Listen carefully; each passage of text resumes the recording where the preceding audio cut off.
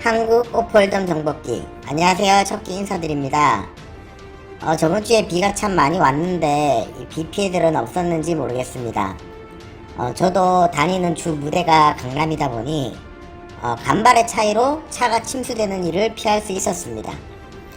조금만 늦었으면 차가 침수될 뻔한 아찔한 상황도 있었는데요. 다행히 잘 피해 갔습니다. 비 피해 입으신 분들에게 위로의 말씀 전해드립니다. 오늘 강의 영상에 앞서서 잠깐 공지할 내용이 있는데요. 지금 저랑 따로 연락 주시는 분들도 있고, 아직 얼굴 못 빼고 텔레그램으로만 연락하는 분들도 있고, 원래 제가 알고 있는 지인, 다른 핸디들도 있는데, 이분들 다 모아서 딥스택 토너 대회를 하면 어떨까 구상 중입니다. 친목 도모 겸 정모 같은 걸 계획하고 있는데, 참가자들 어느 정도 회비를 걷어서 현장을 하루 대관하고 홀덤펍에서 하는 쇼스택 토너 말고 어느 정도 운영을 할 수 있는 딥스택 토너를 하면 어떨까 생각 중입니다. 아직까지 구상 중에 있으니 결정되는 대로 진행 한번 해보겠습니다. 그러면 이번 시간에는 구독자분들이 질문해온 내용을 정리해서 올려드리려고 합니다. 이 텔레그램으로 문의한 내용과 영상 댓글에 질문해준 내용 몇 개를 추려서 영상으로 만들어 보겠습니다. 첫 번째로는 이경준 님이 댓글에 남겨주신 의견인데 주도권이 왜 중요한가 입니다.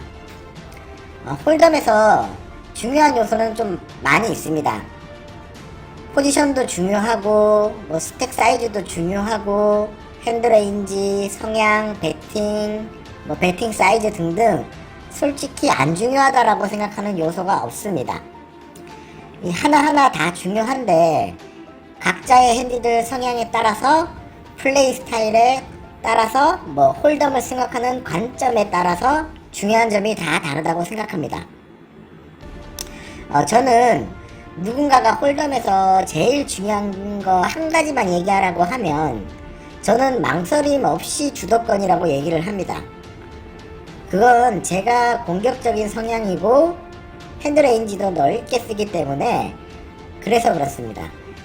하지만 내가 수비적이고 타이트하게 게임을 운영하는 핸디라면 주도권보다는 포지션이 중요하다라고 생각할 수도 있고 안정적인 스택 사이즈가 더 중요하다라고 생각할 수도 있습니다.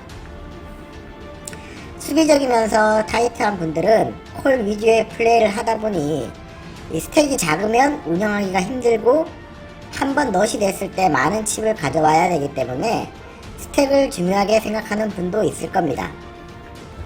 특히 한국 오프홀덤은 책이나 콜 위주의 이 수비적인 핸디들이 많기 때문에 주도권은 더욱더 중요하다고 생각하면 됩니다. 주도권은 나의 핸드 가치를 30%는 올려준다고 보시면 됩니다.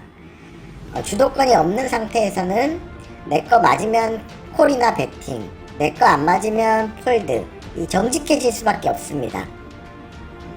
이 주도권이 있는 상태에서는 배팅으로 상대를 폴드 시킬 수 있고 책으로 돌려서 팟을 컨트롤 할 수도 있고 팟의 3분의 1, 팟의 절반, 팟 사이즈 오버 배팅 등 배팅도 내가 다 정할 수 있습니다. 내가 가진 핸드가 프리미엄 핸드가 아니더라도 주도권을 가지고 오버파켓의 느낌으로 팟을 이끌어도 되고 반대로 프리미엄 핸드인데 안 맞은 척 상대를 꼬아서 블러핑을 유도할 수도 있습니다. 이런 식으로 주도권은 내가 잘 맞았던 잘 맞지 않았던 상대를 폴드시켜서 팟을 가져올 수 있다는 얘기입니다. 두 번째로는 정구라님의 댓글 의견인데 플랍의 한방 메이드가 됐을 때 대응 전략을 질문해 오셨습니다. 한국 오프홀덤에서는 한방 메이드를 솔직히 잘 인정해 주는 편입니다.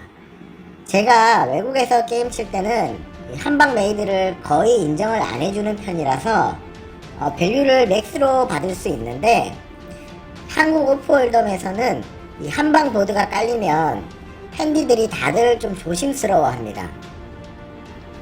콜이 나와도 한방은 아닌 것 같은데 하면서 콜을 주는 게 아니라 자신이 넘길 게 있기 때문에 콜을 주는 겁니다.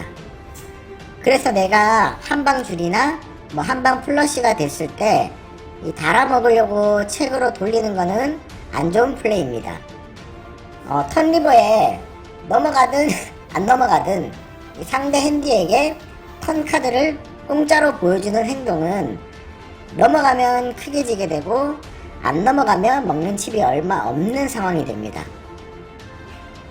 이 한국 오프홀덤에서 핸디들이 가장 못하는 게 밸류를 뽑는 걸 잘 못하는데, 그게 바로 이 좀 넘어가는 걸 극도로 싫어하고 이 졌다 콜을 해야 되는 상황 때문에 그렇습니다. 하지만 넘기는 확률이라도 있기 때문에 상대가 콜을 주고 상대가 안 떴을 때 밸류를 뽑을 수 있는 겁니다.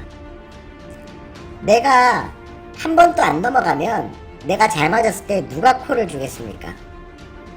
한방 레이디가 분명 좋은 상황이지만 넘어가는 거 무서워서 배팅을 큰 사이즈로 해서 상대방을 다 폴드 시키거나 뭐 달아먹으려고 책으로 돌려서 배팅이 나오면 레이즈에서 배팅집 폴드 시키면 결국 먹는 칩이 얼마 없기 때문에 이 레이즈 하는 사이즈도 이 오픈집이 콜을 줄 수 있을 정도의 사이즈로 하는 게 좋습니다. 결국 홀덤은 내가 넛이나 이 넛에 준하는 좋은 상황일 때 얼마나 많은 칩을 가져올 수 있냐의 싸움과 내가 지고 있는 상황에서 얼마나 내 칩을 방어하냐의 싸움입니다. 세 번째로는 텔레그램으로 이슬님이 주신 질문인데, 동전방에서는 왜 운영이 힘든가요? 입니다. 이 질문은 제 영상에서 몇 번 얘기는 했었는데 정리를 한번 해드리겠습니다. 동전방에서 운영이 힘든 점은 딱 한 가지입니다. 이 오픈 레이즈 사이즈입니다. 이 오픈 레이즈 사이즈가 너무 크기 때문에 운영이 안 되는 겁니다. 500, 1000 게임에서 뭐 맥스 바인이 30만원인데 이게 스택 사이즈로만 보면 300BB입니다. 이게 정상적인 300BB가 되려면 오픈 레이즈가 3000원에서 5000원 사이가 나와줘야 이 300BB의 칩 가치가 되는 건데, 우리나라 동전방은 오픈 레이즈가 3만원에서 5만원이 나오는 게 3만원에서 5만원이 나옵니다. 그렇기 때문에 이 블라인드는 의미 없고 나의 300BB가 오픈 배팅 사이즈 대비 30BB밖에 안 되는 결과를 낳게 됩니다. 결국 내가 상대의 오픈 레이즈에 콜을 받으면 내가 가진 칩의 10%가 그 한 판에 다 들어가는 꼴이 됩니다. 또 뒤에서 레이즈라도 나오면 결국 그 한 판에 나의 스택 전부를 밀어 넣어야 되는 상황이 생기는 겁니다. 이건 운영이 아닌 회 따먹기 한 방에 승부 보는 그런 도박 그 자체입니다. 이럴 거면 반반 확률인 바카라를 하는 게 차라리 낫다라고 말하는 것도 좀 과장된 표현이 아닙니다. 그럼 왜 동전방에서 오픈 레이즈가 크게 나오는 걸까요? 그건 이 금액적인 부담이 없어서 그렇습니다. 한국 오프홀덤은 뭐 몇 BB 이런 개념보다는 원 단위 개념으로 접근하기 때문에 오픈 레이즈 금액이 블라인드 대비 30에서 50BB로 레이즈를 해도 금액적으로는 3만원, 5만원 밖에 안 되기 때문에 부담이 없는 겁니다. 5천만 게임에서 오픈 레이즈를 30만원에서 50만원으로 하는 거와 같은 건데 느낌은 완전 다르다고 볼 수 있습니다.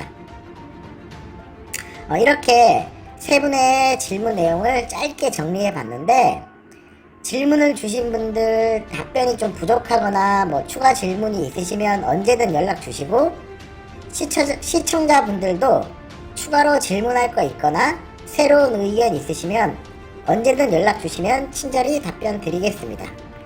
항상 건승하시길 바라고 영상은 여기까지 하겠습니다. 감사합니다.